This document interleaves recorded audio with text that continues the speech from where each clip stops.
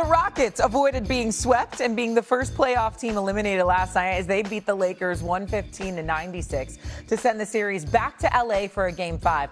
All 5 Rockets starters scored 16 or more points. LeBron had one of his worst playoff games of recent memory, finishing with just 10 points on only 2 made field goals. LeBron also had 8 turnovers for the second straight game, joining Joel Embiid and Magic Johnson as the only players with 8 or more turnovers in consecutive playoff games in the last 45 years. So now, is there any concern for anyone on the Lakers blowing a 3-0 lead? Perk? No, it's not. But I'm going to say this, Shay.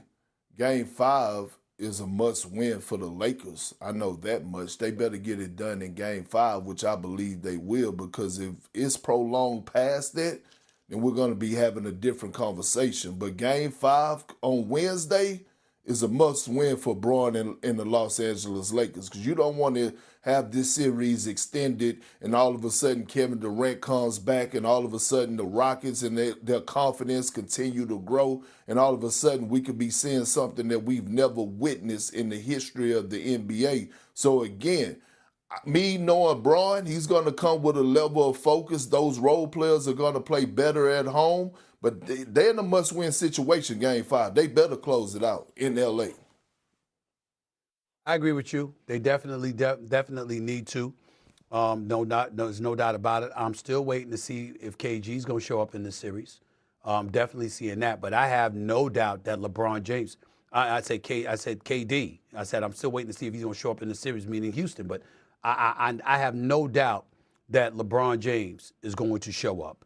And I definitely think it's a must-win. I agree with Big Perk about that. Lakers can't afford to lose this game. Houston win 2 in a row. Things get very interesting going back to Houston for Game 6, no doubt. Speaking of Kevin Durant, let's transition now to the Rocket side of things, where before the game, our Dave McMenamin reported that Amin Thompson had no idea how KD was feeling, which could imply that KD may have been doing his rehab away from the team, or perhaps the team hadn't been checking on him. Kevin Durant was not on the bench, if you remember, in Game 3 on Friday. He was on the bench last night, though, in Game 4. So now the question becomes, is Kevin Durant maybe disconnected from the Rockets? Perk, what do you think?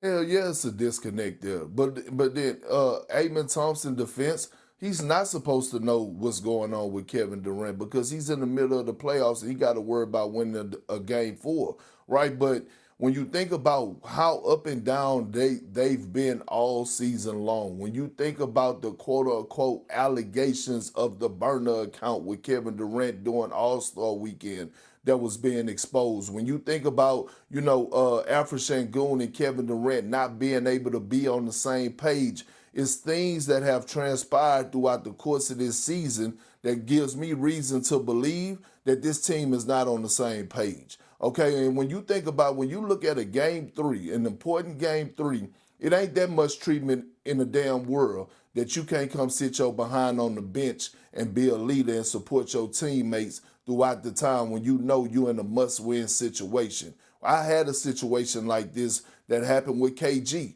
KG used to sit in the back in 2008, 2009 when he was dealing with his knee injury. We in the middle of a heated series with the Chicago Bulls in the first round against Derrick Rose and Joakim Noah and them. And then Doc went in the back and he sent somebody in the back and told KG, I need you on the bench. I need you being an extension of me and rooting on your teammates. I need you to be a voice in the huddle. It is vital for a veteran, a 2-time NBA champion, Finals MVP, to be on the bench rooting and cheering and encouraging his young guys while he can't be on the floor to help them. No disagreement there. We agree. But it's a little bit deeper than that for me. Big Perk, we all know how sensitive KD can be. We've all experienced it. You know what I'm saying? I have, you have, others.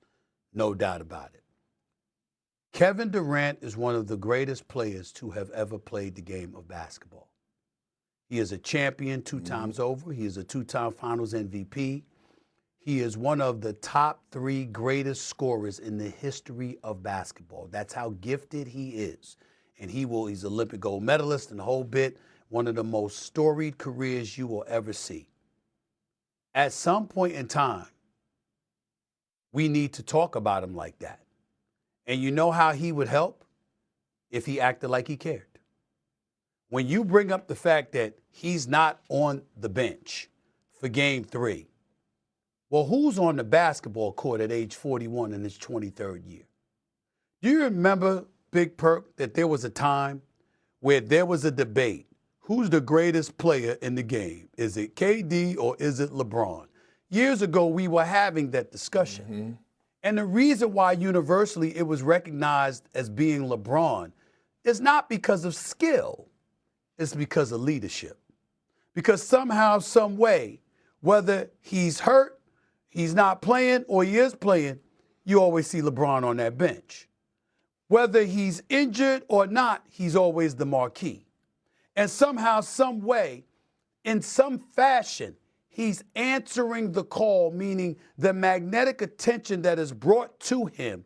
He didn't shy away from it. He embraced it. And you're looking for something like that from KD because you want the comparisons to be validated and justified. There is no question that as a talent, KD's talent is comparable to anybody in the history of the game. He belongs in a conversation on the elite level of the Hall of Fame.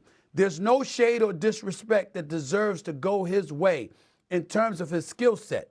But on far too many occasions, when he's been sensitive and we've gotten on him for being sensitive, what were we attacking him about? It wasn't his game. It wasn't his skill set. It wasn't his commitment to greatness on the basketball court. We were talking about those intangibles that lend itself towards being the leader that he needs to be to galvanize inferior players that wear the same uniform as him to uplift them in the best possible fashion. We questioned that about him, and he got defensive about that in the past. It happened in Phoenix. It happened in OKC. Didn't happen in Golden State because it didn't need to because you had Steph Curry there, and that wasn't his role. It happened in Brooklyn, too. We've always had these questions. And so here we are. I've seen him on the court. I've seen him imploring guys to do better. I've seen him cheering them on. I've seen him doing the things that he's supposed to do. I'm not implying that he hasn't done that in Houston. I'm saying game 3, unfortunately, reminded others of what he hadn't done or wasn't perceived as doing for years and years and years throughout his career, which is what separates him from being in the conversation with the other dudes. Because ultimately, we have to look at your resume. And we have to sit up there and say, outside of being in Golden State, where you were clearly the best player, but you were not necessarily the leader, that was Steph and Draymond. The fact of the matter is, everywhere else you've been, they've come up short. And since you've departed from Brooklyn years ago, what have you really, really done in Brooklyn, other than the time when Kyrie and James Harden, Kyrie was out, James Harden was playing hurt, and you almost beat Milwaukee? What have you done? We're looking at that and we're asking those questions because one of the greatest players we have ever seen is consistently home too damn early, and it doesn't seem to bother him nearly as much as we believe it should. Period. So S.A., sometimes I think I forget and the people forget that I shared four and a half years in the locker room with Kevin Durant, okay? And the reason that I call him out so much about being a leader is because I know he has it in him. I witnessed him do it. I watched him his MVP season when Russell Westbrook went out. I watched him elevate his game and elevate his leadership. I watched him empower Serge Ibaka when Serge Ibaka missed being an all-star by 1 vote. That year, I believe he was averaging 17, 18 points, a career high. I watched him up my offensive game from 5 points to about 10 to 11 points because Kevin Durant was running the point forward and getting his buckets and putting guys in position to be successful. So when I call him out, it's not because I'm picking on KD or that I got beef with KD. I got real, genuine love for Kevin Durant. My